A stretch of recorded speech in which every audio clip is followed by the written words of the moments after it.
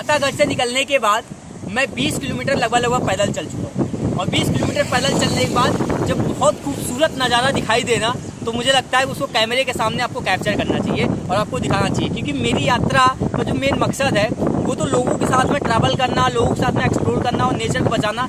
लेकिन नेचर की ही सबसे बड़ी खूबसूरती क्या है, जो अभी आपको ये नज़ारा दिखाई दे रहा है। ये फिलहाल धीरे धीरे अब मैं समंदर के किनारे जा रहा हूँ और वैसी ही हवा चल रही है यहाँ पर जैसे समंदर की बीच से एक लहर आती हुई और मुंह पे जब झोंका मारती है और हवा निकलती है, पैर में पानी लगता है। खैर यहाँ पानी तो नहीं लगेगा लेकिन हवा उसी प्रकार से निकलती है। ये नदी है, ये उड़ीसा की सबसे बड़ी नदी है जिसको बोला जाता है महानदी। और ये संबलपुर जब मैं पहुँचा था तो संबलपुर में बहुत बड़ा डैम है जहाँ से बिजली उत्पादन की जाती है और लगभग 3 स्टेटों को बिजली सप्लाई की जाती है। फिलहाल उसी कड़ी में जब मैं वहाँ से चल के पहुँचा यहाँ पर 245 किलोमीटर पैदल चल चुका हूँ संबलपुर से यहाँ। और जब यहाँ पहुँचा तो आने के बाद ये खूबसूरत सा नज़ारा मुझे दिखाई दिया। ये खूबसूरत सा नज़ारा अभी जाके समंदर में मिल जाएगा, लेकिन इसी से जब उस पार में जाऊँगा, उस पार पहुँचने के तुरंत बाद धीरे धीरे भुवनेश्वर की गलियों में मैं घुसना शुरू कर दूँगा। लगभग यहाँ से भुवनेश्वर अभी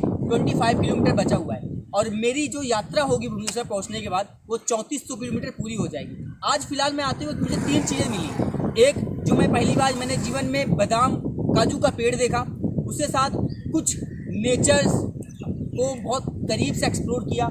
दूसरी चीज़, ये महानदी जहाँ पर माँ का मुझे आशीर्वाद आज मिला है और इन्होंने कहा है कि जा बेटा फतह करके आ।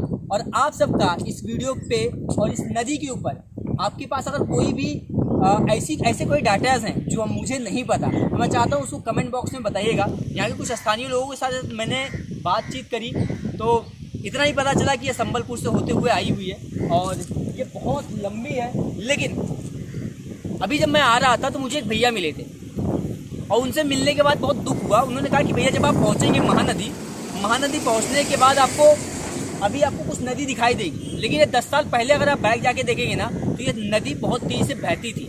बट अभी इसका पानी लगभग कम होता जा रहा है, ये सूखती जा रही है, नदियाँ सूखती जा रही हैं। इस पे एक बहुत बड़ा विषय है। उन्होंने कहा कि अगर आप माननीय मुख्यमंत्री से मिलते हैं तो इसके बारे में जरूर बताइएगा कि जो पहले उड़ीसा की नदियाँ हुआ करती थी, यहाँ पे बहुत सारी नदियाँ हैं, सारी नदियाँ लगभग सूखने के कगार पे हैं। 10 साल पहले जो नदियाँ थी वो नदियाँ आज नहीं है। नदियों को स्वच्छ बनाना है, नदियों को निर्मल बनाना है। नदियों के साथ ही हमारा जीवन हो सकता है, क्योंकि जिस शहर में, जिस राज्य में नदियाँ बहती हैं वो राज्य हमेशा के लिए सुरक्षित रहता है, क्योंकि वहाँ पे उत्पादन अच्छा होता है, वहाँ पर पानी की कोई परेशानी नहीं होती, वहाँ पे पशु पक्षी सबसे ज़्यादा आके रहते हैं। और इसलिए शायद मुझे उड़ीसा में बहुत सारे फॉरेस्ट दिखाई दिए, बड़े बड़े जंगल दिखाई दिए, जहाँ पे बहुत सारी पक्षियाँ हैं जिनकी नेचुरल आवाज़ आती है। जब मैं कोई वीडियो रिकॉर्ड करता हूँ तो कहीं ना कहीं सभी भी आवाज़ आ रही है पक्षियों की। उसके साथ यहाँ पर जानवर बड़े से बड़े सब यहाँ पे रह रहे हैं। तो एक ये बहुत खूबसूरत प्रदेश है, बहुत खूबसूरत लोग हैं यहाँ पर, बहुत खूबसूरत नदी है। और मैं चाहता हूँ कि आप भी जहाँ से मुझे देख रहे हैं वहाँ पर अगर आपके पास ऐसी कोई नदियाँ हैं तो उनको सुरक्षित करिए, बचाइए, क्योंकि जल ही हमारा जीवन है। थैंक यू सो मच, धन्यवाद सर, धन्यवाद।